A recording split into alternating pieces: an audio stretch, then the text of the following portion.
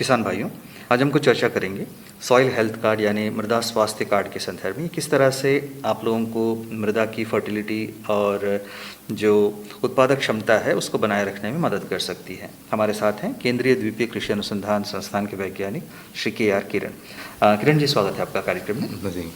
किरण जी, सबसे पहले तो आप ये बताएं कि जो मृदा स्वास्थ्य कार्ड है, बहुत सारे किसान इसके बारे में जानते हैं, जो नहीं जानते हैं उनको ये बताएं कि इसकी क्या ज़रूरत है, इसकी क्या इम्पोर्टेंस है। देखिए, हरित क्रांति के समय से फसलों के अधिक पैदावार के लिए हमें अत्यधिक रासायनिक उर्वरकों का प्रयोग किया, जिससे हमारा उपज तो बढ़ गई, लेकिन पर्यावरण, जल, जमीन आदि को काफ़ी नुकसान हुआ था। अगर आपको कुछ बुखार हुआ तो हम अस्पताल चले जाएंगे। जैसा एक डायबिटिक पेशेंट्स होगा, वो अपना ब्लड सैंपल से शुगर का कंटेंट देख सकते हैं। इसी तरह हमारा मिट्टी का भी सैंपल्स करना है और उसी प्रयोगशाला में भेज देना पड़ेगा। वहाँ ये मिट्टी को जांच और विश्लेषण करके मृदा स्वास्थ्य कार्ड बनाता है।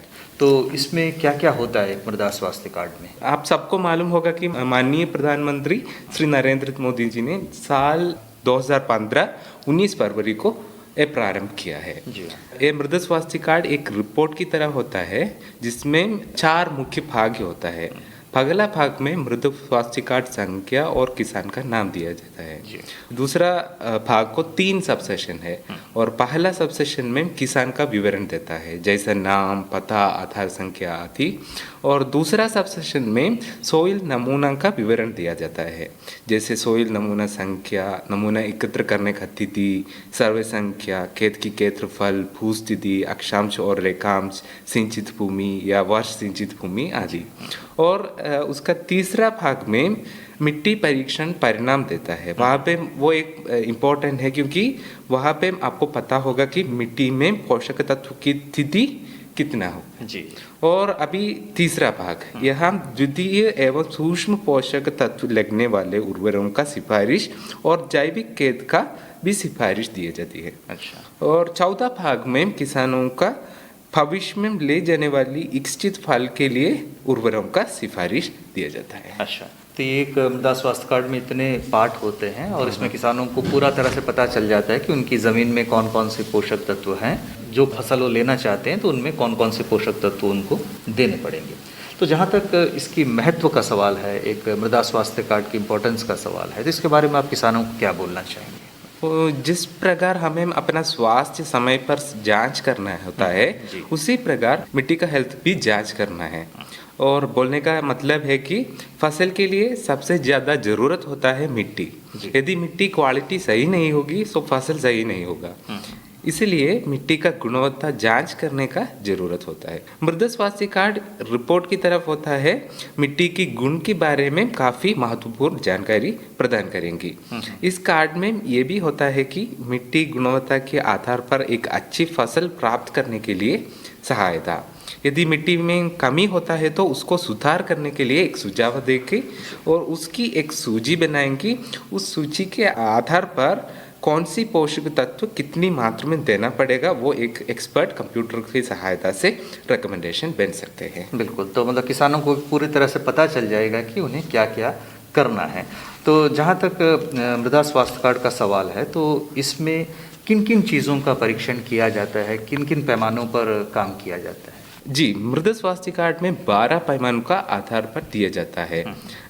जैसे अथॉरिटी नियमित के आधार पर मिट्टी की जांच करें कि जैसा लवणीयता, क्षारीयता, अम्लीयता आदि को, और उसमें जैविक कार्बन, उपलब्ध nitrogen, phosphorus, potassium, sulphur, zinc, boron, iron, manganese, copper जैसा 12 पैरामीटर्स। और पहले मिट्टी सैंपल्स को हम कलेक्ट करेंगे और उसी प्रयोगशाला में भेज देना पड़ेगा। और अंडमान में गोलगन में सॉइल टेस्टिंग लैब है, वहाँ पे सॉइल हेल्थ कार्ड बना के दे देगा। और इस कार्ड की सहायता से किसानों को पता होता है कि मिट्टी किस प्रकार की होगी और किस प्रकार की फसल उसमें लगा सकते हैं और किस पैमानों को सुधार करने के लिए आवश्यकता है। बिल्कुल डॉक्टर साहब, इसके लिए जैसे आपने बताया ना कि मिट्टी का सैंपल लेना पड़ेगा, हाँ, तो मिट्टी सैंपल लेने के लिए कौन कौन सी बातें ध्यान में रखनी चाहिए? अभी देख लीजिए, वो हमारे मिट्टी में अलग अलग क्रॉप है तो अलग अलग जगह से कलेक्ट करना पड़ेगा, और 4-5 जगह का जो एक ही क्रॉप होगा उसी से मिल के पूल करके आधा किलो रिड्यूस करके वेट आधा किलो होना है। वो मतलब विलेज एक्सटेंशन वर्कर्स होता है ना, जो कृषि डिपार्टमेंट का उद्योग, वो उसकी मदद से कलेक्ट कर सकते हैं। इसको कितनी गहराई से करना चाहिए, डेप्थ क्या होना चाहिए? डेप्थ तो 15 सेंटीमीटर तक डेप्थ होना है, उतना से बस है।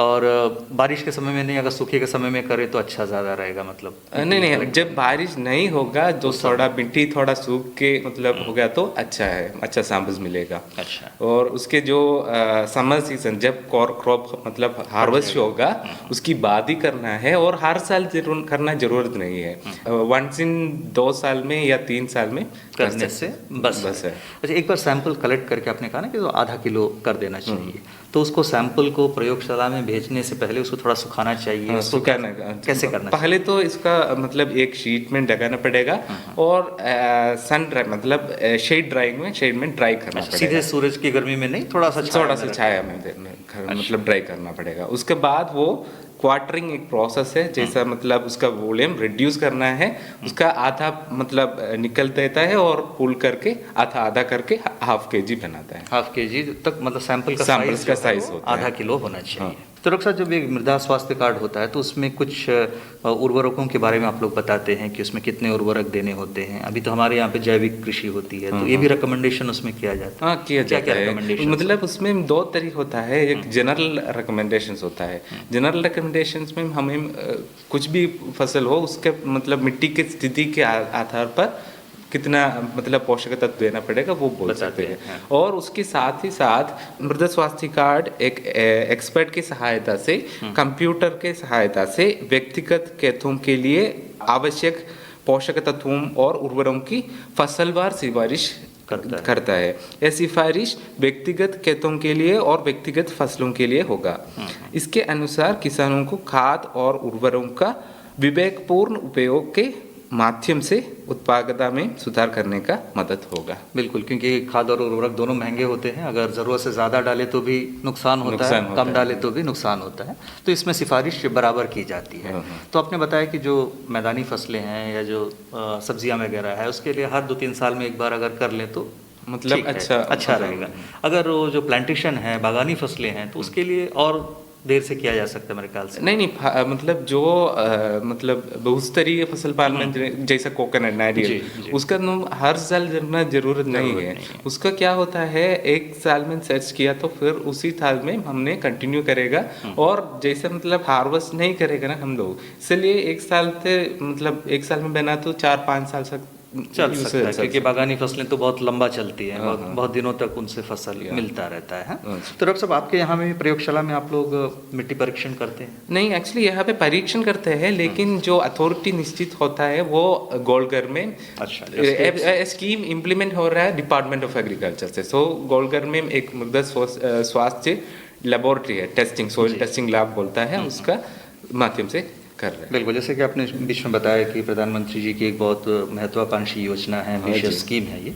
तो जो सुनने वाले किसानों को आप क्या बताना चाहेंगे कि सभी जिन्होंने अभी नहीं लिया है वो भी इसे ज़रूर ले लें, स्वास्थ्य कार्ड, मृदा स्वास्थ्य कार्ड? ये तो बहुत काफ़ी महत्वपूर्ण स्कीम है, और इसमें आपको हर क्रॉप को रिकमेंडेशंस होता है क्रॉप वाइज, हर एक क्रॉप को देता है। इसलिए यहाँ पे जो आपका कुछ मतलब वेजिटेबल फार्मर है या धान फार्मर है, वो अपना फार्म का मिट्टी सैंपल्स भेज दीजिए और कर दीजिए, वो अच्छा होगा। क्योंकि कितना कम डालना है, कम ही डालने से कितना अच्छा मतलब फसल आएगा वो देख सकते हैं। तो जैसे कि हम अपना ब्लड सैंपल लेते हैं, उसी तरह मिट्टी का भी जरूर सैंपलिंग करा लीजिए और मृदा स्वास्थ्य कार्ड बना लीजिए, यही आपका संदेश है। हाँ जी। तो किरण जी, आपसे बातें हुई, बहुत अच्छा लगा, बहुत बहुत धन्यवाद। धन्यवाद।